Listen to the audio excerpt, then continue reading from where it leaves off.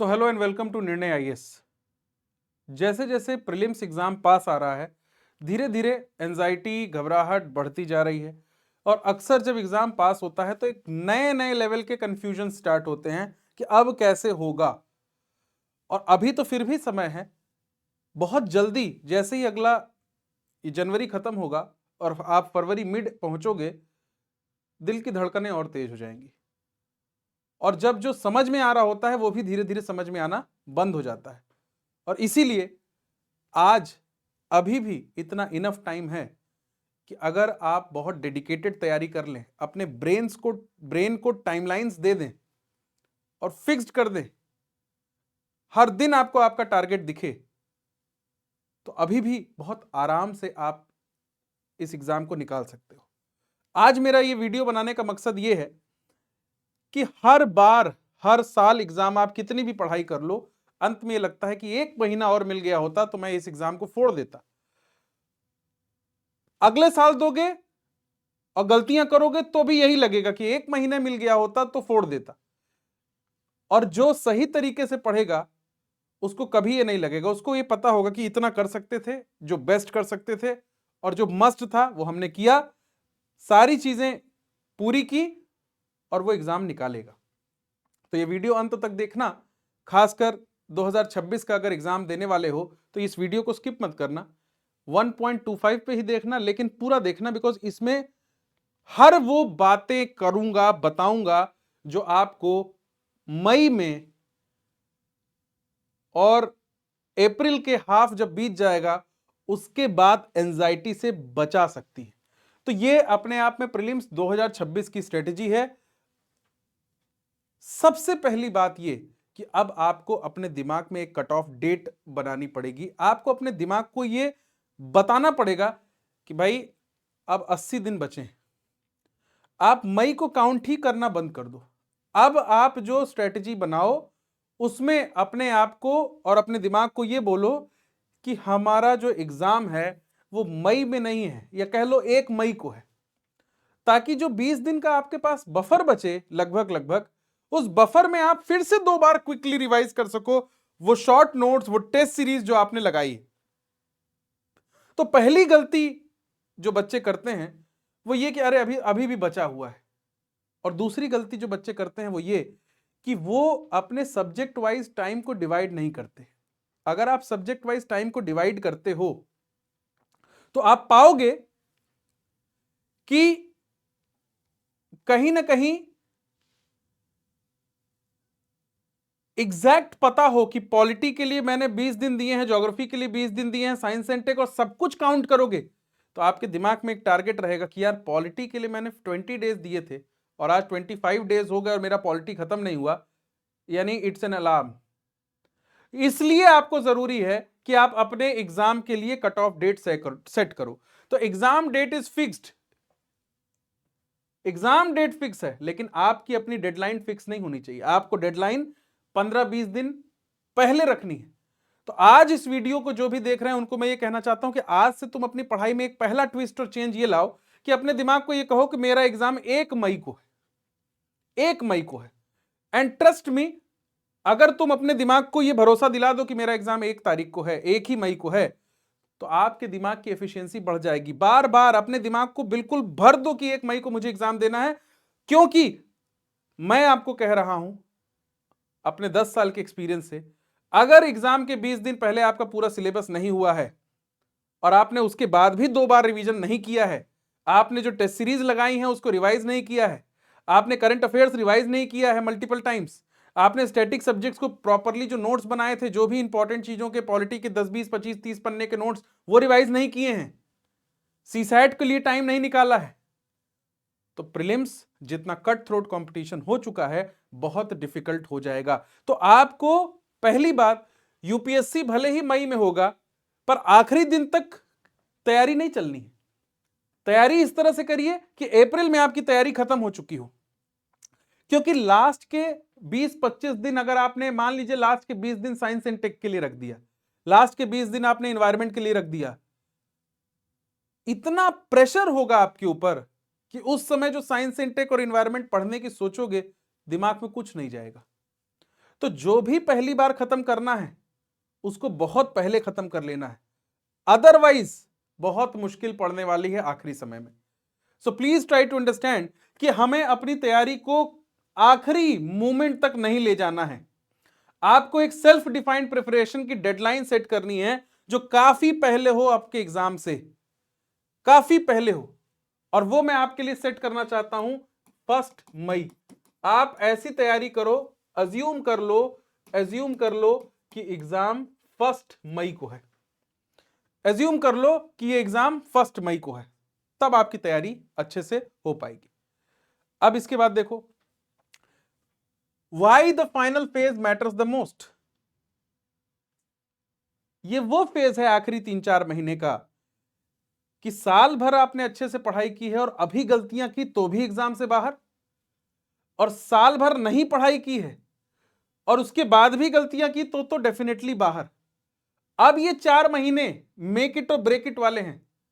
ये वो समय है जब आपको बहुत ही ध्यान से, बहुत सोच समझ के एक एक चीज जो एक कॉमन स्टूडेंट गलत कर सकता है आपको बचाना पड़ेगा। और ये वीडियो इसीलिए है। Number 1, what the last phase should not be, कैसा नहीं होना चाहिए। फिनिशिंग सिलेबस आखिरी समय में, रीडिंग नई books, chasing fresh material, learning new concepts. आखिरी का समय नई चीजें, नई किताबें पढ़ने का नहीं है। जो एक सॉलिड चीज आपने पढ़ी, पॉलिटी के लिए आपने लक्ष्मीकांत पढ़ी, एक टेस्ट सीरीज लगाई, एक करंट अफेयर्स का कंपाइलेशन पढ़ा, उसी को मल्टीपल टाइम्स रिवाइज करने में ही मोक्ष मिलेगा। आपने ये सोचा कि कोई नई किताब, कोई नई चीज पढ़ लें, नो, ये वो समय नहीं है जब आप बहुत ज्यादा एक्सपेरिमेंट कर पाए। अब जो आपके सोर्सेस फिक्स हो गए हैं उसको लिमिट करिए, उस पर भरोसा रखिए। जो टेस्ट सीरीज आपने चुनी है उस पर भरोसा रखिए और दमदारी के साथ उसे करिए। What it should be, होना कैसा चाहिए? आखिरी का समय आपका इंटेंसिव रिवीजन साइकिल्स का होना चाहिए।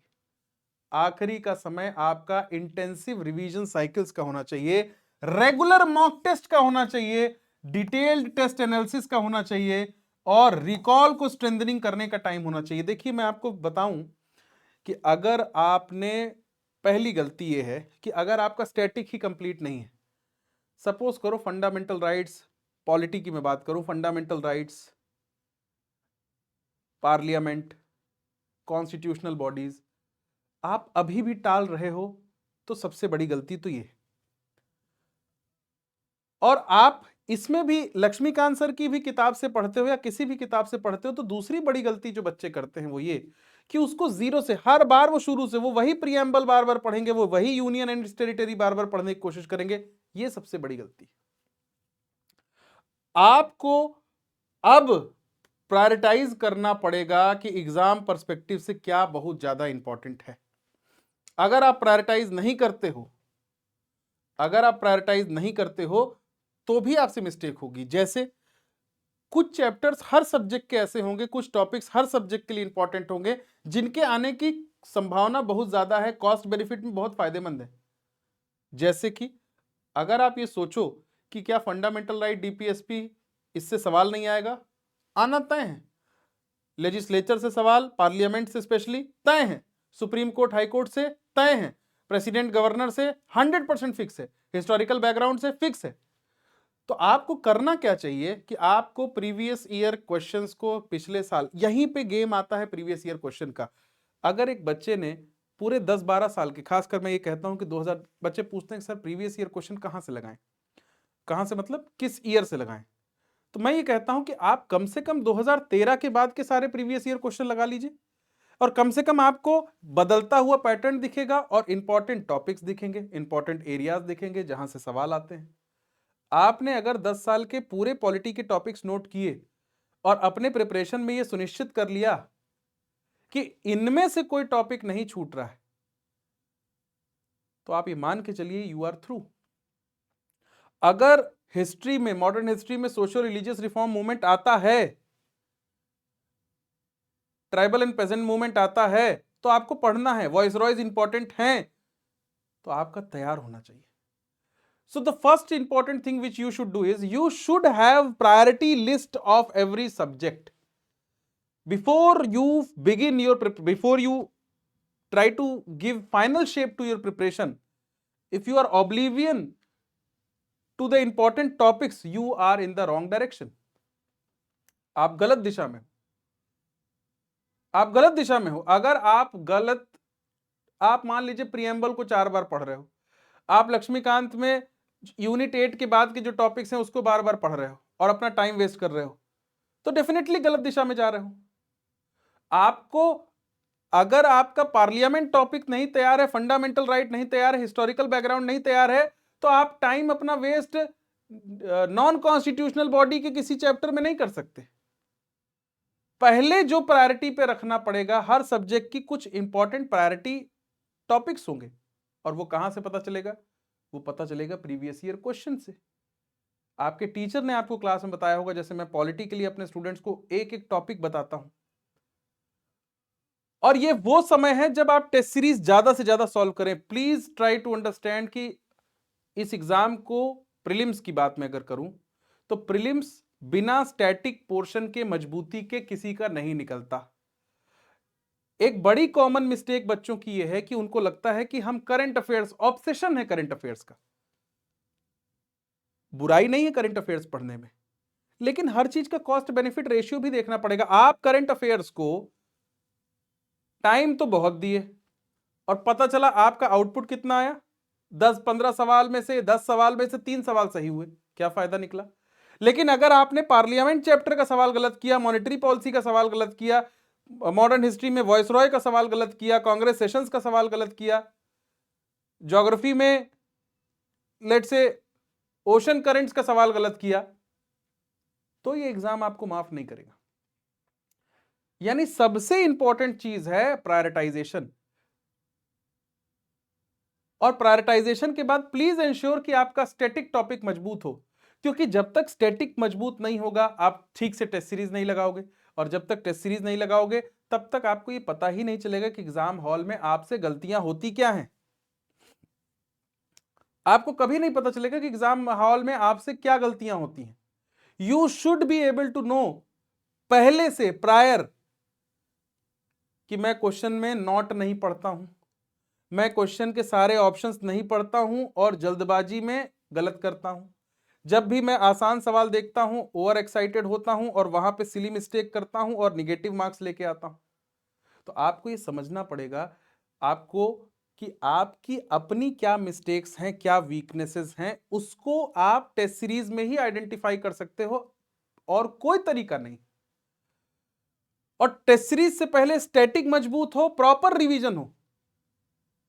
तो दूसरी सबसे बड़ी इंपॉर्टेंट चीज यह है कि अक्सर जब आप कोई टॉपिक अच्छे से नहीं पढ़े रहते हो, हल्का फुल्का पढ़े रहते हो, तो उस क्वेश्चन को सॉल्व करने की अर्ज बहुत बड़ी होती है कि यार ये तो देखा है कहीं, कुछ तो दिमाग में है, पढ़ा है हल्का फुल्का, और अर्ज इतनी बड़ी है कि आप उसमें दिमाग लगाते हो, और एग्जाम हॉल में जब दिमाग लगाते हो यानी टाइम इन्वेस्ट करते हो, तो और ज्यादा आपको एक बायस्ड फीलिंग होती है कि नहीं अब तो टाइम लगा दिया, अब तो सॉल्व करूंगा ही। और उसके बाद वो अगर गलत होता है तो पूरे एग्जाम को, क्योंकि आपने टाइम लगा दिया, अब आपने सोचा कि ये तो मेरा पढ़ा हुआ था, लेकिन आपको क्लैरिटी नहीं थी और आपने सॉल्व किया और वहां पे निगेटिव आ गया, तो जरा सोचो कि कितना बड़ा ये ट्रेजेडी होगा। तो याद रखो कि जब तक हमारा स्टैटिक मजबूत नहीं है, पहला टेक अवे अगर मैं कहना चाहता हूं तो वो ये है कि अगर तुम्हारा स्टैटिक मजबूत नहीं है तो ये एग्जाम निकलने से रहा। और अगर आप उन लोगों में से हो जो स्टैटिक को मजबूत किए बिना करंट अफेयर्स के पीछे भाग रहे हो, 10 ठो क्लास कर लें, 10 ठो मटेरियल ले लें, तो आपका सिलेक्शन नहीं होगा। प्लीज अंडरस्टैंड कि प्रीलिम्स की कट ऑफ के लिए जो नंबर चाहिए उसका 80 to 85% आपको स्टैटिक हिस्सा देगा, ना कि करंट अफेयर्स। करंट अफेयर्स एक फाइनल फिनिश लाइन के लिए जरूरी है, क्योंकि यूपीएससी स्टैटिक भी करंट अफेयर से लिंक करके पूछता है। लेकिन इसका यह मतलब नहीं कि हम करंट अफेयर्स पढ़ते जा रहे हैं। कई बच्चे मैंने देखा वो ये कंपाइलेशन भी पढ़ रहे हैं, मंथली मैगजीन भी पढ़ रहे हैं। सब कुछ नहीं पढ़ना है भाई। कंपाइलेशन पढ़ लिए हो तो बस उसी को स्टिक करो, एक टेस्ट सीरीज लगा लो, और जिस टेस्ट सीरीज जिस कोचिंग की लगाए हो कंपाइलेशन किसी दूसरे का पढ़ लो, तो ज्यादा से ज्यादा कवर हो जाएगा। और ये तीसरी बात समझ लो कि तुम अगर ये सोचते हो कि एक टॉपिक को अगर 5 बार 8 बार 10 बार नहीं पढ़ा, मल्टीपल रिवीजन्स नहीं किए हैं, अगर तुमने मल्टीपल रिवीजन्स नहीं किए हैं तो एग्जाम हॉल में कंफ्यूजन्स होंगे, और कंफ्यूजन्स होंगे तो सिली मिस्टेक्स होंगी, और सिली मिस्टेक सबसे घातक है।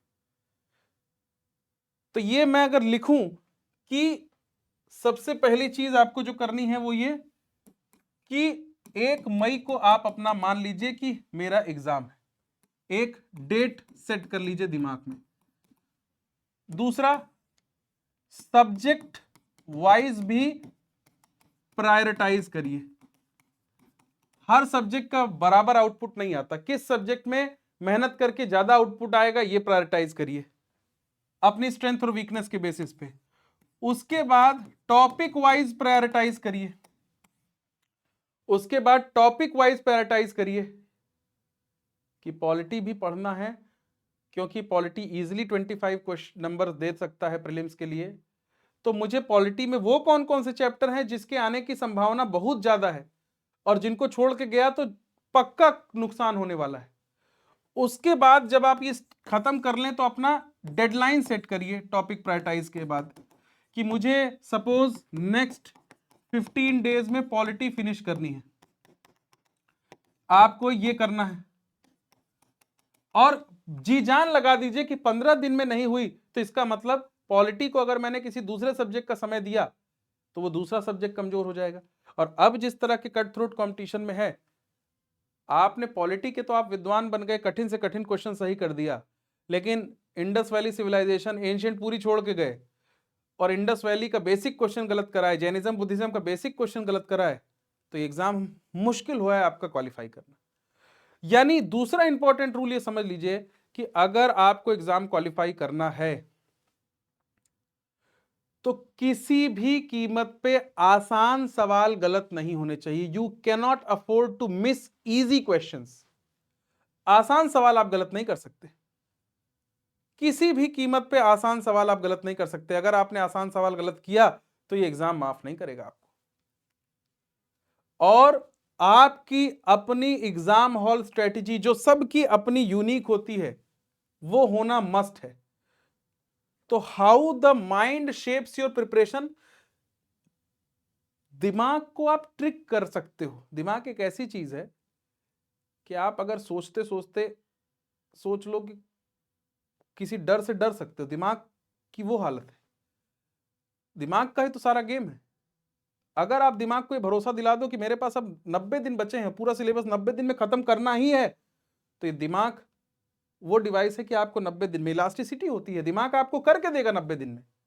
और अगर आपने दिमाग कहा कि अरे अभी तो बहुत दिन है, 120 दिन बचे हैं, आराम से कर लेंगे, तो आप टाइम वेस्ट करोगे। तो अपने आप को ये फील करा दो कि ये स्ट्रेटजी फील करा दो सोच के कि भाई मेरा अगर प्रिपरेशन फाइनल एग्जाम का जो तारीख है उससे 1 महीने पहले फिनिश नहीं हो रहा है तो मेरा प्रीलिम्स नहीं होगा। और वो 80 दिन 90 दिन जो टारगेट बनाओ, हर दिन काउंटर की, अब 70 दिन बचे, 69 बचे, 68 बचे, दिमाग को ये अभी भय में रखोगे, टारगेट के प्रेशर में रखोगे, तब आखिरी 30 दिन तुम्हारे पास रिवीजन का होगा। तब जो तुमने नोट्स बनाए, टेस्ट सीरीज लगाई, जो साल भर मेहनत की है उसको मल्टीपल रिवीजन कर पाओगे, और तब एग्जाम हॉल में तुमसे सिली मिस्टेक्स नहीं होंगी, और तब जाके तुम परफॉर्म करोगे और नंबर लाओगे। तो आपको timeline effect, long timelines reduce discipline. अब पूरा गेम डिसिप्लिन और कंसिस्टेंसी का है। आज सोने से पहले कल का टाइम टेबल रेडी होना चाहिए। अगले 1 हफ्ते में क्या टारगेट अचीव करना है ये तय होना चाहिए। अगले 1 महीने में मुझे कौन से 2 सब्जेक्ट्स खत्म करने हैं ये 100% तय होना चाहिए। अगर आपने अपनी पढ़ाई की टाइमलाइंस नहीं सेट की हैं और वो भी well ahead of the exam hall, आप नहीं खत्म कर पाओगे सिलेबस। ये सिलेबस अगले साल भी पढ़ोगे, टाइमलाइंस के बिना पढ़ोगे तो ये सिलेबस खत्म नहीं होने वाला। क्या मेरी बात समझ में आई? अब दूसरी चीज जो कॉमन प्रीलिम्स ट्रैप है, शुरू में आप तो बड़े रिलैक्स्ड रहते हो कि अरे मैं तो कर लूंगा, लेटर ऑन, जिसे अंग्रेजी में क्या कहते हैं, प्रोक्रेस्टिनेशन। मिड फेज में धीरे धीरे टाइम स्लिप होता जाता है, टॉपिक्स बढ़ते जाते हैं, फिर सिलेबस लगने लगता है कि अनमैनेजेबल है, अब कैसे होगा। नोटिफिकेशन आता है और बहुत तेजी से आपको झटका लगता है कि अरे बाप रे, नोटिफिकेशन आ गया, अब तो पढ़ना पड़ेगा। अब इतना रिलैक्स हो गए हैं कि दिमाग अभी पढ़ने के लिए ट्रेंड ही नहीं है और पैनिक शुरू हो गया है। और आखिरी फेज इतना पैनिक हो जाता है कि जो चाह भी पढ़ भी सकते हो वो भी पढ़ते नहीं बनता। तो ये क्रिकेट के गेम की तरह है, अगर तुमने शुरू से रन रेट मेंटेन किया है, अगर शुरू से रन रेट मेंटेन किया है तो आखिरी के ओवर्स में 8-10 का रन रेट नहीं बढ़ेगा और बीच के ओवर्स में सिंगल्स लेते रहना है। तो अगर, इसीलिए कहते हैं ना कि यूपीएससी की तैयारी में अगर तुमने थ्रू आउट प्रिपरेशन की है तभी तुम्हारा सब कुछ अच्छा होगा, थ्रू आउट प्रिपरेशन। तो अपना पढ़ाई का रन रेट इतना मत बढ़ा दो कि अंत में पैनिक अटैक्स आने लगे, घबराहट होने लगे, नींद आना बंद हो जाए। नींद आना बंद हो जाएगी, दिमाग थका रहेगा, अगले दिन पढ़ोगे कुछ समझ में ही नहीं आएगा, याद ही नहीं होगा।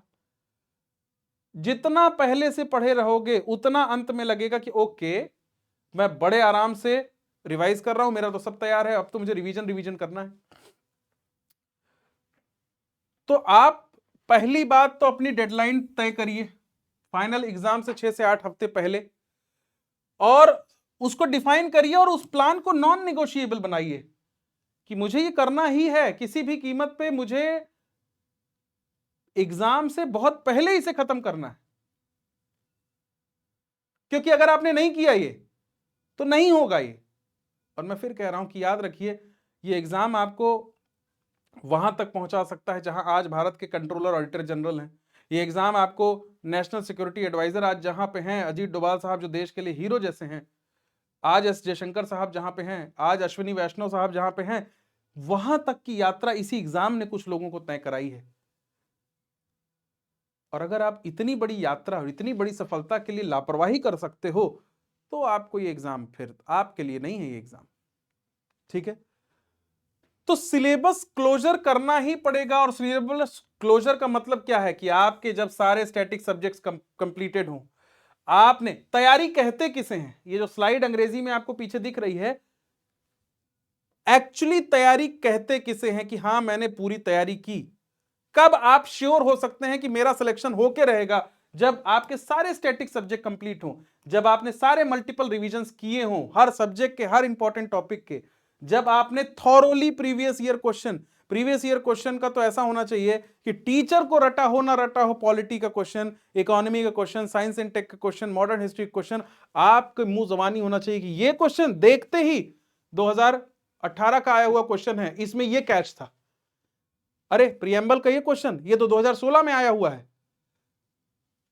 इस कदर आपको अगर प्रीवियस ईयर क्वेश्चन रटा है और उसके कॉन्सेप्ट्स क्लियर हैं तो आधी 80% तो दिक्कत आपकी वैसे ही सॉल्व हो गई। करंट अफेयर्स अपडेट, जब आपका स्टैटिक मजबूत रहेगा, आपने साल में प्रैक्टिस की होगी, तभी आप करंट अफेयर्स को टाइम दे पाओगे। और सब्जेक्ट वाइज टेस्ट नहीं दिया तो आप जितना भी पढ़ाई किए रहो, देखिए ये हमेशा वैसा है कि जैसे ड्राइविंग जैसा, आपको कोई बता दे एक्सीलरेटर दबाना होता है, ब्रेक दबाना होता है, क्लच दबाना होता है, गियर चेंज करना होता है, इतने में कोई गाड़ी चला लेगा? कभी नहीं चला पाएगा। तो गाड़ी चलाने के लिए जब तक प्रैक्टिस नहीं होगी तब तक नहीं कर सकते। वो प्रैक्टिस है टेस्ट। आपने अगर टेस्ट नहीं लगाया तो आप एग्जाम हॉल में मल्टीपल डायमेंशन में सोच के कॉन्सेप्ट का एप्लीकेशन कर ही नहीं पाओगे, कभी नहीं कर पाओगे एप्लीकेशन मल्टीपल कॉन्सेप्ट्स का। तो बिना टेस्ट के ये एग्जाम निकल ही नहीं सकता। तो एक्चुअली अगर मैं कंक्लूड करूं तो इस एग्जाम के 3 हिस्से हैं। 50% इस एग्जाम का गेम है स्टैटिक का, अगर मैं काली पेन से लिखूं, 30% पीवाईक्यू और एमसीक्यू टेस्ट का, और 20% 20 भी नहीं, मैं कहूंगा 55% मान लो स्टैटिक का, और 15% गेम है करंट अफेयर्स का। तो मैं तो ये कहूंगा कि चलो लीनियंट ले लो, 50-30-20 स्ट्रेटजी। आपका 50% फोकस स्टैटिक पे होना चाहिए, 30% फोकस उस स्टैटिक के एमसीक्यू और पीवाईक्यू पे, और 20% फोकस आपका करंट अफेयर्स पे। ये प्रायोरिटी का परसेंटेज होना चाहिए आपका।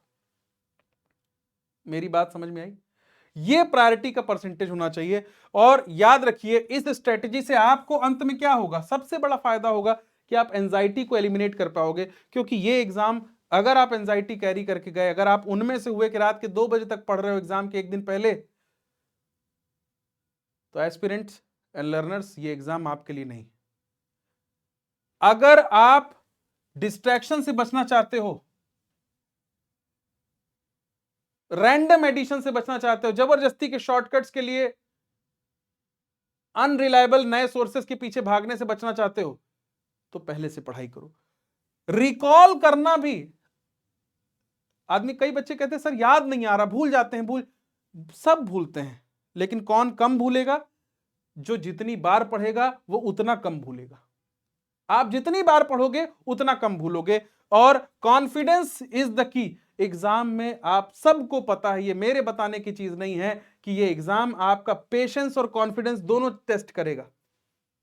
एग्जाम हॉल में पहला पन्ना जो आपका पेपर का होगा, वो आपको लगेगा कि कुछ नहीं आता, डरा देगा एकदम। और जब आप दो क्लोज ऑप्शंस के बीच में से चूज कर रहे होगे, या आपको लगेगा कि ये लाइन तो नहीं पढ़ी है और मैंने अच्छे से 10 जगह पढ़ा है, ये मैंने नहीं पढ़ा है, मेरे आंख के सामने से नहीं गुजरा है, ये तो पक्का नहीं होगा। जब ये कॉन्फिडेंस रहेगा, तब जाके आप एग्जाम में सही फैसले लोगे। नहीं तो क्या करोगे? एक बार सोचे, मल्टीपल बार सोचने के लिए इतना टाइम इन्वेस्ट कर दिए। क्योंकि अब प्रीलिम्स में पेपर कंप्लीट करने में टाइम कम पड़ रहा है। वो जमाना था 2016, 15, 13 का, कि बड़े आराम से जीएस हो जाता था, सिंगल वर्ड वाले सिंगल लाइन क्वेश्चंस आते थे, साइंस एंड टेक में ऑल ऑफ दीज लगा देते थे। अब टाइम कम पड़ता है भाई बबलिंग करने में। और आपने अगर 10 क्वेश्चंस में ज्यादा टाइम दे दिया, तो पहलेगा बच्चे अब आके कंप्लेंट करते सर पेपर पूरा नहीं कर पाए। मेरी बात समझ में आ रही है? ठीक है, तो फाइनल फेज क्या एलिमिनेट करना है? कोई नई बुक की जरूरत नहीं, no fresh PDFs, no strategy change. जो भी स्ट्रेटेजी अपने लिए बनाओ उसको फिक्स रखो, कोई एक्सपेरिमेंटल सोर्सेज नहीं। और फोकस किस पे रहना चाहिए? इंटेंसिव रिवीजन पे, मॉक टेस्ट पे। अच्छा, एक चीज और, मॉक टेस्ट के नंबरों से विचलित नहीं होना है। क्योंकि आजकल कई कोचिंग दिखावे के लिए ऐसा पेपर बना देती हैं कि आपको लगेगा यार ऐसा क्वेश्चन, जो आपका कोचिंग में नंबर आएगा उससे 10 से 20 नंबर ज्यादा ही आएगा एग्जाम हॉल में। तो आपको बेंचमार्क रखना है प्रीवियस ईयर क्वेश्चन, ना कि किसी so called famous test series वाली कोचिंग के पेपर पे।